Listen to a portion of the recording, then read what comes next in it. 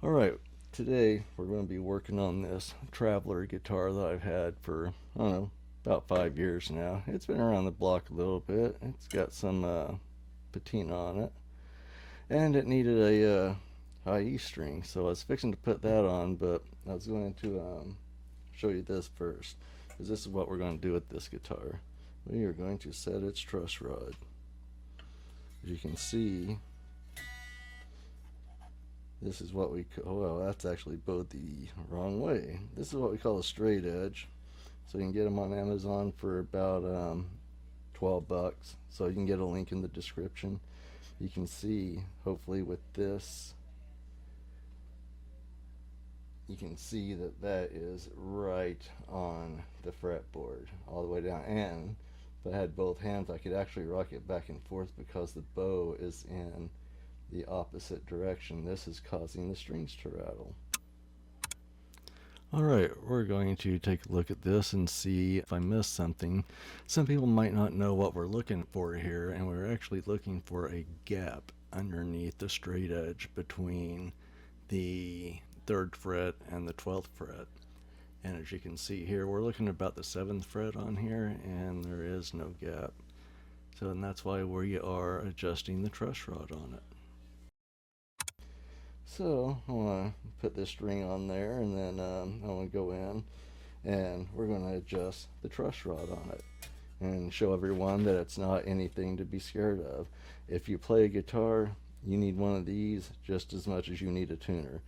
You only need it once or twice a year, but when you need it, you really need it.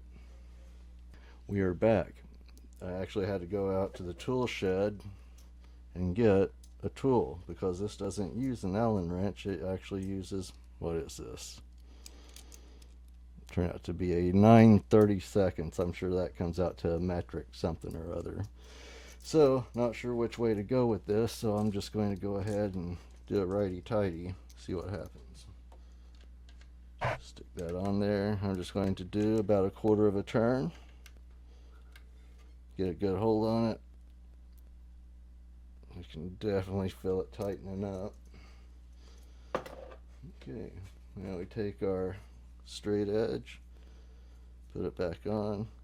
If you see the idiots and leave a bad review for these on Amazon because they say it doesn't fit the frets, you're supposed to start this on the 2nd fret, okay?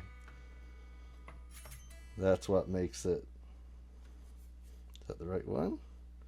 And one is cut for, Strats, the other is cut for Les Pauls, so depending on which side you're using. And I can still feel this rocking back and forth, and it's actually rocking back and forth more than it was before, so that is definitely the wrong way. So now what I'm going to do is undo that turn, which was the righty-tighty. We're going to undo that quarter of a turn.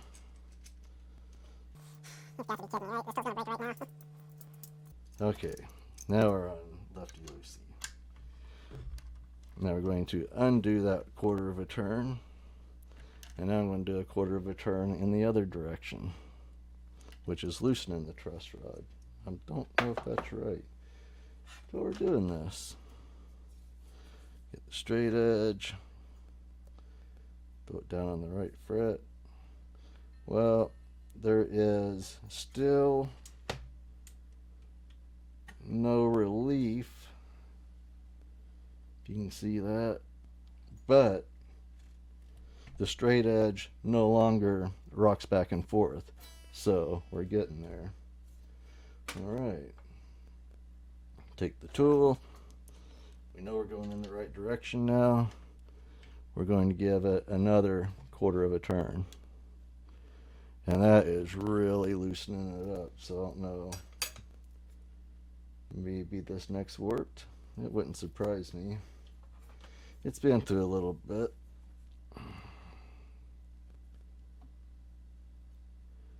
Still flat.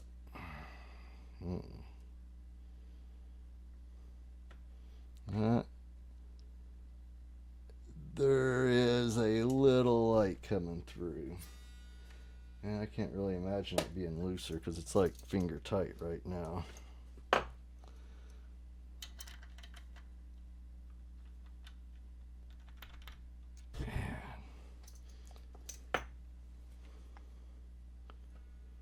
That is all the way out.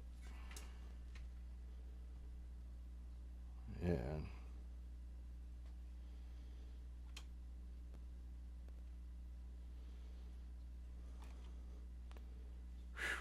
that is not a lot, and it is all the way out, but there is a little light coming through there. Yeah, I just wanted to stop the video here so you could get a kind of a good look at the light coming through the straight edge and the fretboard now. And just that little bit of relief is all it really needs to do its thing.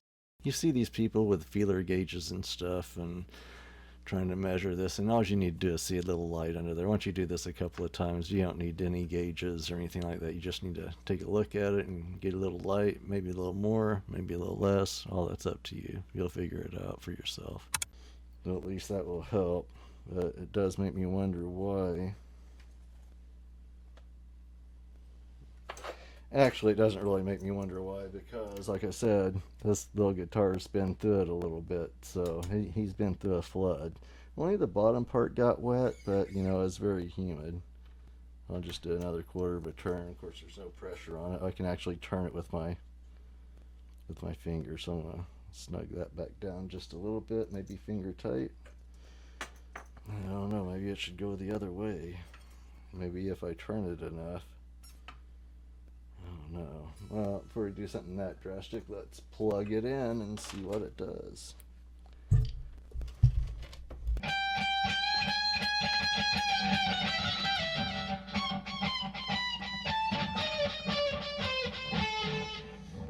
I mean, the action ain't bad. Not too low, not too high.